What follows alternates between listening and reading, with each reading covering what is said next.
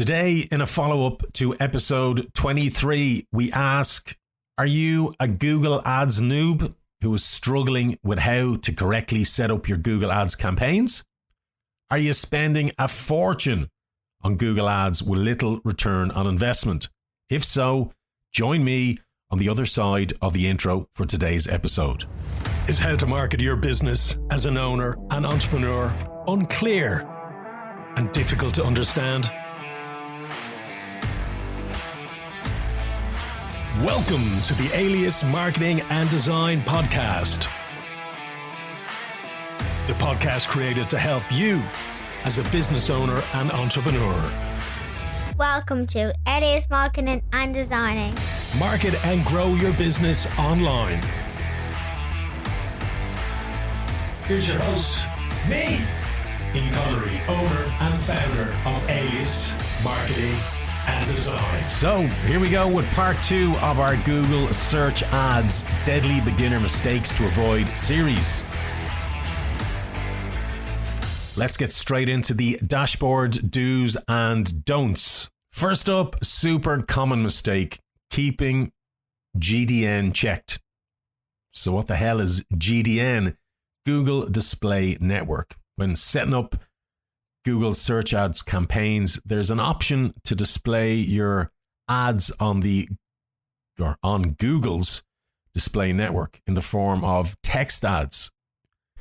You may see these type of ads on the bottom of YouTube videos or typically on lower quality websites. We've never really seen much success with using the Google Display Network straight out of the gate for cold traffic. The Google Display Network ads generally work better for retargeting campaigns. So, firstly, when starting out as a noob with a fresh campaign, don't keep the Google Display Network checked. So, next up, number 2, not defining and refining location. If, for instance, you're running a plumbing business here in Dublin City and you only service Dublin City, selecting your country, in this case Ireland, would be a waste of your budget. Very straightforward. Just make sure your ads are only seen by people your business can serve. Next, number 3, 100% broad matched keywords. This is without a doubt the most common mistake we see. People create a campaign, they turn off their GDN, their Google Display Network, they select the right location, and then they add in their keywords.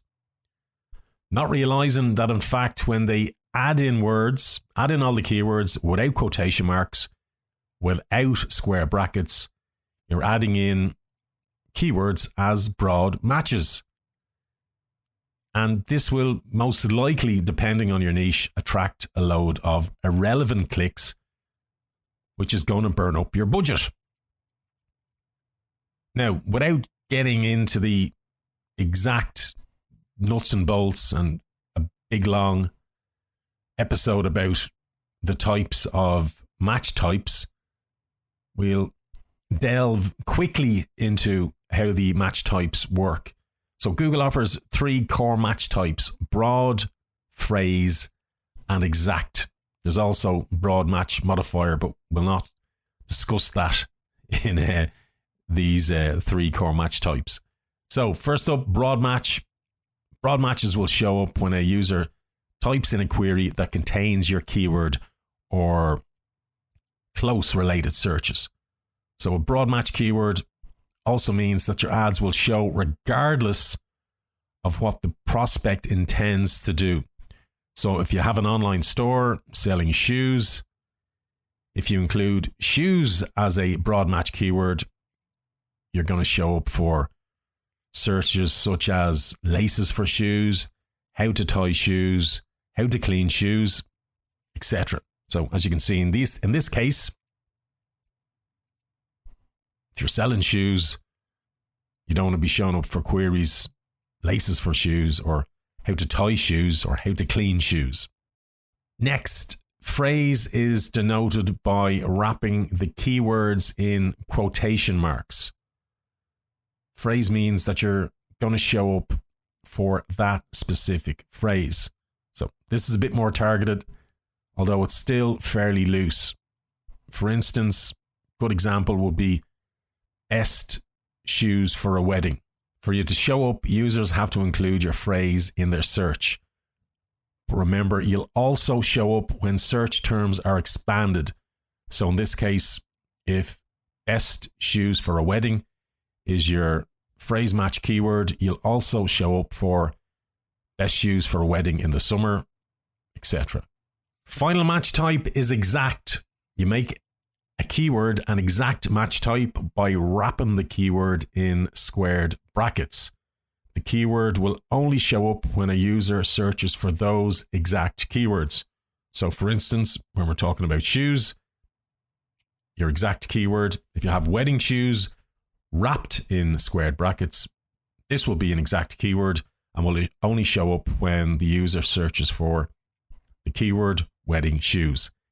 There are exceptions to this, where on occasion Google will show your ads to closely related search terms. So when you go through your search terms report, super important to continuously monitor your search terms report to keep an eye out for searches that your ads are showing up for, and add in negative keywords into your campaign or into your ad group to ensure your ads do not show up for these specific search terms which aren't related to your product or your service. This brings us on nicely to number 4, not using negative keywords.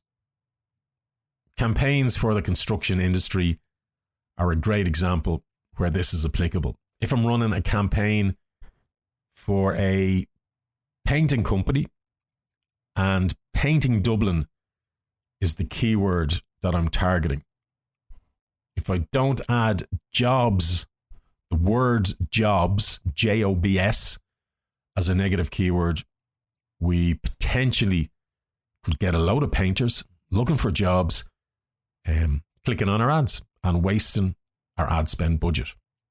Number 5, mass keyword dumping. What is mass keyword dumping? It's a phrase that I've coined over reviewing many of these campaigns over the last few years. Mass keyword dumping is basically dumping a load of seemingly related keywords together into a campaign without proper keyword research. In part 1, in episode 23, I stressed the importance that the very first thing that you should be doing when you start a search campaign is proper keyword research. By just guessing and dumping a load of seemingly related keywords, not doing proper keyword research, not refining your keyword selection, you'll have absolutely no idea of the search volumes for each of the keywords, no idea of the cost per click of the keywords you're adding. You'll also find, as I mentioned in episode 23, that some of the keywords that seemed relevant to your business and what you're selling or what service you're providing aren't really as effective as you would have expected. And no matter how much you try to optimize these keywords, they just won't get you the return on investment that you're aiming for. Also, unless you're super comfortable, which I'm guessing if you're kind of starting out on your Google Ads journey, that you're not going to be super comfortable, not going to be super familiar with analyzing the data inside your Google Ads dashboard, and it just becomes an absolute nightmare to try and decipher what's actually working when you have this massive amount of just disorganized, loosely related keywords jumbled together inside one ad group. Number 6, not organizing ad groups into specific teams. So many marketers and Google Ads experts, in inverted commas, will have different and varying opinions on how to organize your ad groups. But definitely one point they'll all agree on is relevancy is key. So regardless how granular you get when organizing your keywords into ad groups. The ads inside the ad group must all be of a specific theme, and the keywords must all be relevant and related to that theme. Good example of this is the plumbing niche. We have a plumbing client who does general plumbing. He does boiler installations and power flushing, to name but a few. So by grouping Plumbers Dublin, boiler installers, and flushing or power flushing Dublin even into one plumbing ad group would not be optimal at all here for two reasons. One, when looking at these three keywords, people are clearly looking for three different services. And number two, the ads and the landing page content will have to be far too general to cover the theme and the info relating to these three services.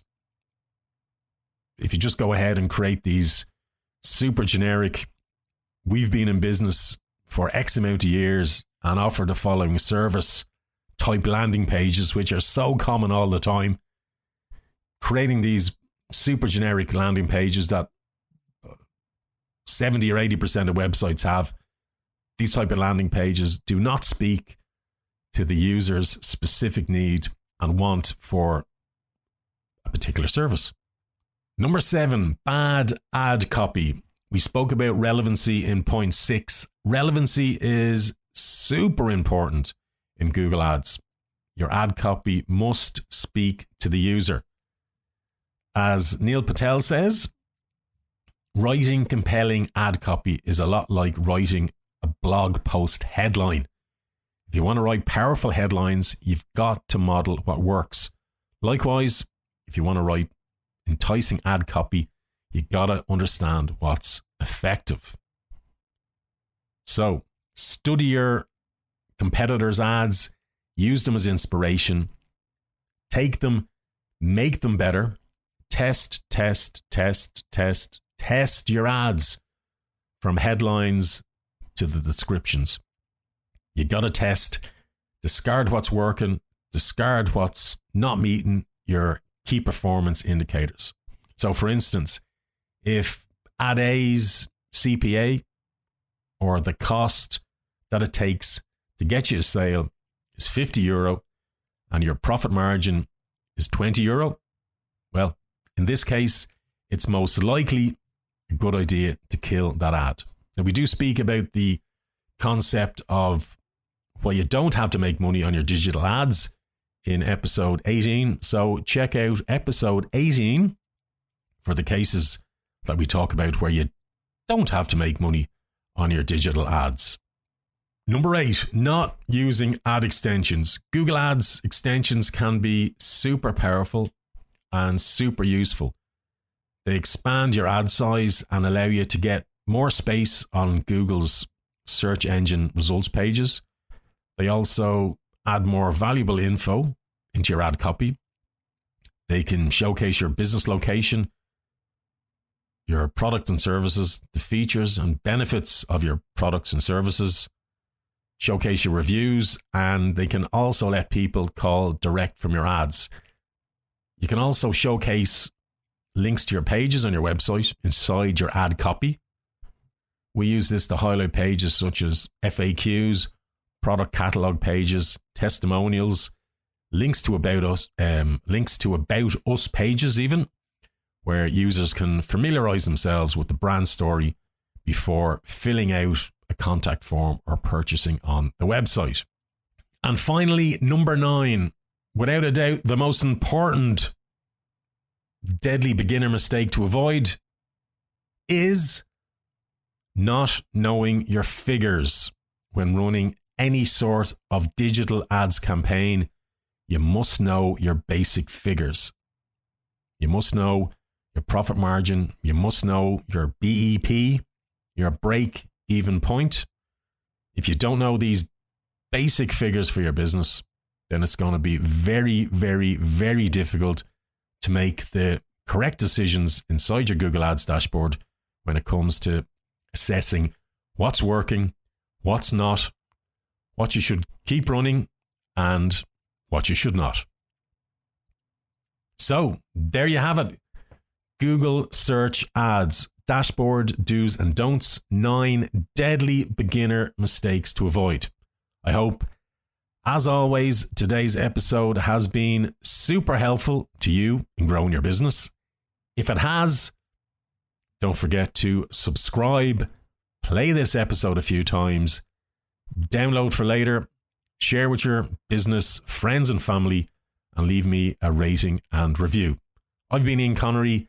This has been the Alias Marketing and Design Podcast. Take care. Stay safe. We'll talk to you real soon. Cheers. Bye-bye.